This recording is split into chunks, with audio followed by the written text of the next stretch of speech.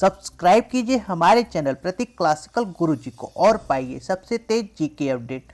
Hello दोस्तों, आप सभी का एक बार फिर से हमारे चैनल पर बहुत बहुत स्वागत है। दोस्तों, लास्ट वीडियो में हमने बात की थी राष्ट्रपति की नियुक्ति, उसकी चुनाव प्रक्रिया और शपथ ग्रहण के बारे में। इस वीडियो में हम देखेंगे राष्ट्रपति की आपातकालीन शक्तियाँ कौन कौन सी है और उसे वो कब लगा सकता है। तो आइए अब हम अपने वीडियो को शुरू करते हैं।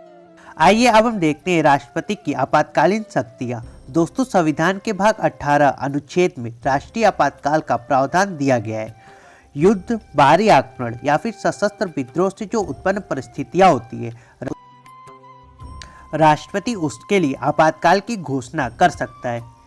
यहाँ पर ध्यान देने वाली बात यह है कि आंतरिक अशांति को 44वें संविधान संशोधन 1978 द्वारा हटाकर अब इसकी जगह सशस्त्र विद्रोह को जोड़ा गया था। दोस्तों, यह मंत्रिमंडल के लिखित सिफारिश पर लगता है और एक माह में संसद के दोनों सदनों में 2/3 बहुमत से पास होना इसके लिए जरूरी है। तभी राष्ट्रपति आपातकाल की घोषणा कर सकता है। दोस्तों, अगर आप राष्ट्रीय आपातकाल की बात करें तो ये अब तक 3 बार लगाया जा चुका है और एक बार में 6 माह के लिए लगाया जाता है और फिर संसद से अनुमति लेकर इसे 6 माह तक पुनः बढ़ा सकते हैं। दोस्तों, जो पहला आपातकाल लगाया गया था वो 1962 में भारत और चीन के युद्ध के समय लगाया गया था और उस समय के जो प्रधानमंत्री थे वो पंडित जवाहरलाल नेहरू थे और उनके द्वारा कोलंबो प्रस्ताव लाया गया था। वहीं दूसरा आपातकाल दिसंबर 1971 में लगाया गया था जब भारत और पाक का युद्ध हुआ था।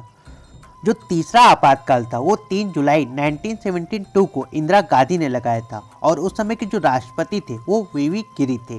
दोस्तों, ये एक आंतरिक आपातकाल था। नेक्स्ट हम बात करते हैं राष्ट्रपति शासन। दोस्तों, संविधान के अनुच्छेद 356 में राष्ट्रपति शासन के बारे में बताया गया है। ये भी मंत्रिपरिषद के लिखित सिफारिश पर लगाई जाती है। दोस्तों, ये राज्यों में उस टाइम पे लगाई जाती है जब राज्य में संवैधानिक तंत्र फेल हो जाते हैं। यहाँ पर संवैधानिक तंत्र फेल होने का मतलब ये है कि जब भारतीय संविधान में लिखित जो भी नियम है वो पालन न किया जाए। ये 2 माह के लिए लगाई जाती है और 2 माह से अधिक होने पर संसद की अनुमति लेकर इसे 6 माह तक बढ़ाया जा सकता है। दोस्तों, ये अधिकतम 3 वर्षों तक किसी राज्य में लगाई जाती है। ये राज्यपाल की सिफारिश पर और राष्ट्रपति द्वारा स्वयं घोषणा करके किसी भी राज्य में राष्ट्रपति शासन लग सकता है। सर्वाधिक उत्तर प्रदेश में 10 बार अब तक राष्ट्रपति शासन लग चुका है और उससे कम केरल में 9 बार और फिर कलकत्ता की बात करें तो वहां पर 4 बार राष्ट्रपति शासन लगाया जा चुका है। नेक्स्ट हम बात करते हैं वित्तीय आपातकाल। दोस्तों, भारतीय संविधान के अनुच्छेद 360 में इसके बारे में बताया गया है।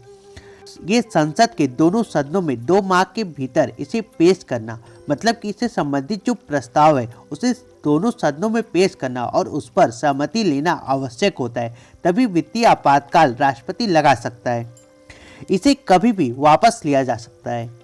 इसका जो प्रभाव है वो यह है कि जब वित्तीय आपातकाल राष्ट्र में होता है तो उच्च न्यायालय के न्यायाधीशों व राज्य सरकार के अधिकारियों को जो वेतन मिलता है उसमें कमी कर दी जाती है। आइए अब हम देखते हैं अब तक भारत में हुए सभी राष्ट्रपति को एक नज़र में। इसमें सबसे पहले हम बात करते हैं डॉक्टर राजेंद्र प्रसाद। दोस्तों, इनका जो कार्यकाल था वो 1952 से 1962 के बीच में था। ये पहले मनोनीत तथा निर्वाचित सदस्य थे। ये सर्वाधिक 3 बार राष्ट्रपति पद की शपथ ग्रहण करने वाले एकमात्र राष्ट्रपति थे। दोस्तों, 11 दिसंबर 1946 को जब संविधान सभा का दूसरा बैठक हुआ था तो वे इसके अध्यक्ष बने थे।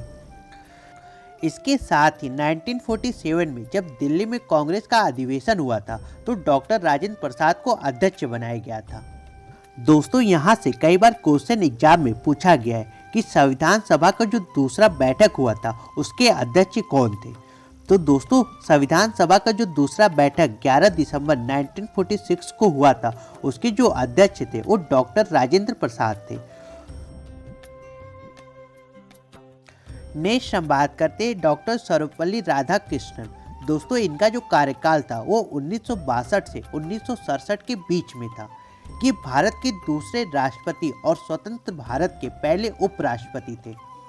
दोस्तों ये पहले शिक्षक थे और इन्हीं के जन्म दिवस पे 5 सितंबर को शिक्षक दिवस मनाया जाता है। वहीं अगर हम बात करें शिक्षा दिवस की, दोस्तों शिक्षा दिवस प्रथम शिक्षा मंत्री मौलाना अबुल कलाम की याद में 11 नवंबर को मनाई जाती है। मौलाना अबुल कलाम ये एक पहले ऐसे व्यक्ति थे जिसे राष्ट्रपति बनने से पूर्व ही भारत रत्न दे दिया गया था। नेक्स्ट हम बात करते हैं वीवी गिरी, दोस्तों जिनका कार्यकाल 1969 से 74 के बीच में था। ये दूसरी वरीयता यानी कि जो दूसरे चरण का मतगणना हुआ था उससे जीतने वाले पहले राष्ट्रपति थे। ये भारत के चौथे राष्ट्रपति थे और वो पहले कार्यवाहक राष्ट्रपति भी बने थे। नेक्स्ट हम बात करते हैं जाकिर हुसैन, दोस्तों इनका जो कार्यकाल था वो 1967 से 1969 के बीच में था। ये भारत के तीसरे राष्ट्रपति थे। जाकिर हुसैन पहले मुस्लिम राष्ट्रपति थे जिनका कार्यकाल सबसे कम था और ये पहले अल्पसंख्यक राष्ट्रपति थे जिनकी मृत्यु कार्यकाल के दौरान हुई थी। यहाँ से ये क्वेश्चन कई बार पूछा गया है कि उस भारतीय राष्ट्रपति के बारे में बताइए जिनकी मृत्यु उनके कार्यकाल के दौरान हुई थी। तो दोस्तों जिस राष्ट्रपति की मृत्यु उनके कार्यकाल के दौरान हुई थी उनका नाम जाकिर हुसैन है। यहाँ पर ध्यान देने वाली बात यह है कि जब इनकी मृत्यु हुई थी तो उसके बाद उपराष्ट्रपति वीवी गिरी को कार्यवाहक राष्ट्रपति बनाया गया था। इसके बाद मोहम्मद हिदायतुल्लाह को, जो कि एक प्रसिद्ध तबला वादक थे, उन्हें कार्यवाहक राष्ट्रपति बनाया गया था।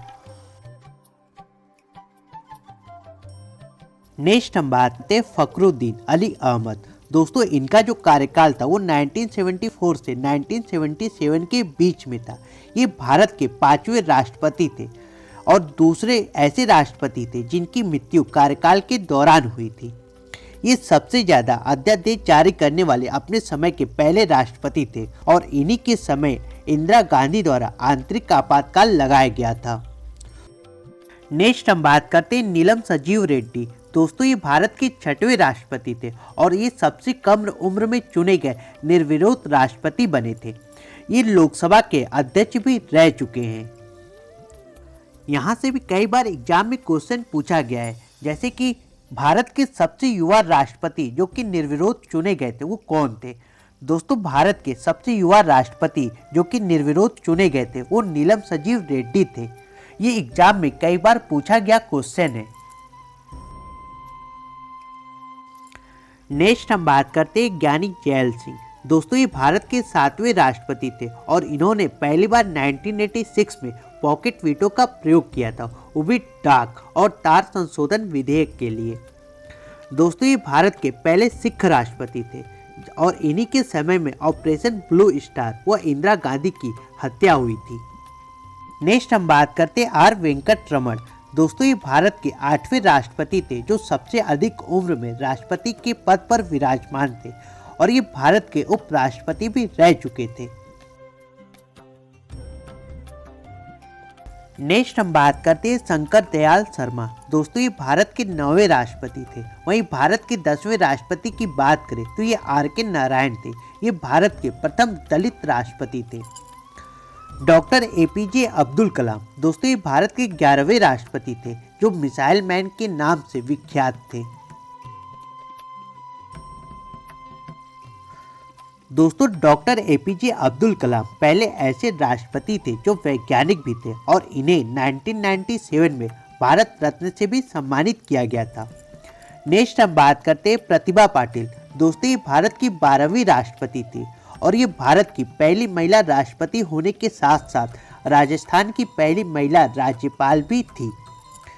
प्रतिभा पाटिल सुखोई विमान उड़ाने वाली पहली महिला राष्ट्रपति बनकर कीर्तिमान हासिल किया था। प्रणब मुखर्जी, दोस्तों ये भारत के 13वें राष्ट्रपति थे और ये राष्ट्रपति बनने से पहले एक वित्त मंत्री थे। 2008 में प्रणब मुखर्जी को भारत का दूसरा सबसे बड़ा असैनिक सम्मान यानी कि पद्म विभूषण देकर सम्मानित किया गया था। नेक्स्ट हम बात करते हैं रामनाथ कोविंद, दोस्तों इनका जो कार्यकाल है वो 2017 से लेकर अब तक यानी कि प्रेजेंट टाइम तक बना हुआ है। ये भारत के 14वें राष्ट्रपति के रूप में इन्होंने शपथ ग्रहण किया था और ये राष्ट्रपति बनने से पहले बिहार के पूर्व गवर्नर भी रह चुके हैं।